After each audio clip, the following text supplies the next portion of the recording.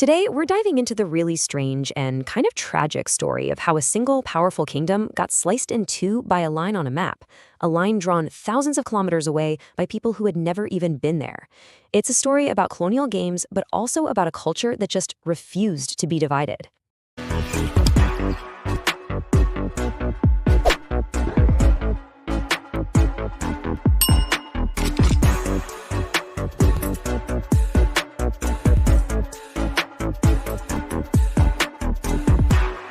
Okay, let's really think about this, because this isn't just some abstract idea. It's pretty much what happened to the people of the Johor-Riau Sultanate.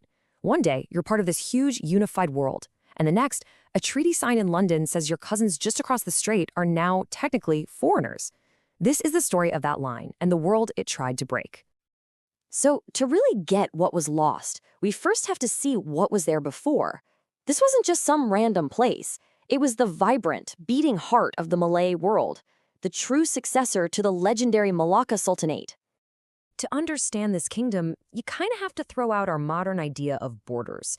This wasn't a country with fences and border posts. It was a maritime empire, a cultural universe. Power didn't stop at a line on a map. It radiated outwards from the Sultan's court, held together by loyalty, family ties, and the trade winds. And we're not talking about some minor little kingdom here. I mean, look at the scale of it. This was a massive power that controlled one of the most important shipping lanes on the entire planet. It was a hub for traders from China, India, Arabia, you name it.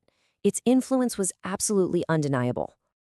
And that brings us to the moment it all changed, to an act that some historians have called cartographic violence, violence by mapmaking. And it all came down to two European powers wanting to clean up their colonial rivalries. The split really started 5 years before the official treaty. Back in 1819, a British guy named Stamford Raffles pulled a brilliant but totally ruthless move. He found a prince who'd been pushed out of the line of succession and basically propped him up as a new rival sultan in Singapore. Why? To give the British a legal claim to be there. So suddenly you have two sultans, each backed by a different European power. The 1824 treaty just made that messy situation permanent. And just like that, with a few strokes of a pen, they sliced the kingdom right down the middle of the Singapore Strait. The British got the peninsula and Singapore, the Dutch got all the islands and Sumatra. For the diplomats in Europe, it was a neat and tidy solution, but for the people who actually lived there, it was a devastating amputation.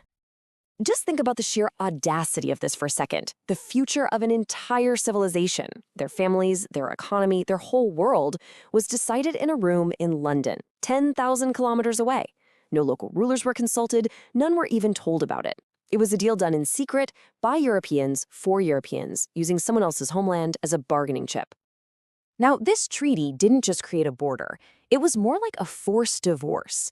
It pushed the two halves of this one big family down two completely different paths, plugging them into two totally different colonial machines. You see, the once unified empire was now locked into two competing systems. The British side, with Singapore at its heart, exploded as a global trade hub. Meanwhile, the Dutch side, the Riau Islands that were once the cultural center, became a forgotten backwater in an empire focused on Java. Different laws, different money, different futures. They were guaranteed to grow apart. So you'd think, right? A split this deep has got to just tear a culture in two. I mean, how could a shared identity possibly survive two different colonial masters and eventually two totally different countries?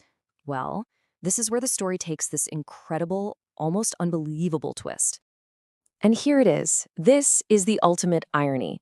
After splitting this unified language community right down the middle, what did both colonial powers do?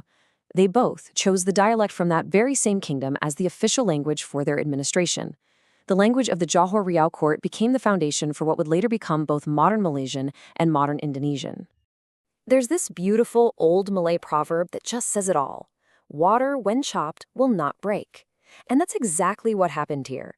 The political kingdom was chopped in two, but the culture, the language, the family ties, the shared history, it was like water. You can slash at it all you want, but it just flows back together. The culture refused to be broken. So why are we talking about a 200-year-old line on a map? Because this isn't just ancient history. That line, drawn by strangers 2 centuries ago, is still shaping the lives, politics, and the economy of the entire region today. In fact, today we see these attempts to sort of undo the damage, at least economically. The creation of something called the Sijori Growth Triangle back in the 80s was basically a modern admission that, yeah, Singapore, Johor, and Rio are naturally connected. It's an attempt to fix the massive inefficiencies created by that arbitrary line from 1824.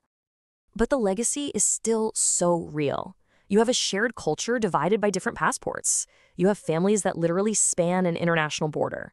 You have a lingering sense of being left behind in the Riau Islands, and you still have border disputes over resources. It's just such a powerful reminder that so many of the borders we see on maps today aren't natural at all. They were just drawn on by outsiders. So the story of Johor and Rio leaves us with this one big, fascinating question. It proves that while empires can draw lines and politicians can create nations, you can't always erase the deeper bonds of culture and history. It shows us that some connections are just stronger than the lines strangers draw on a map.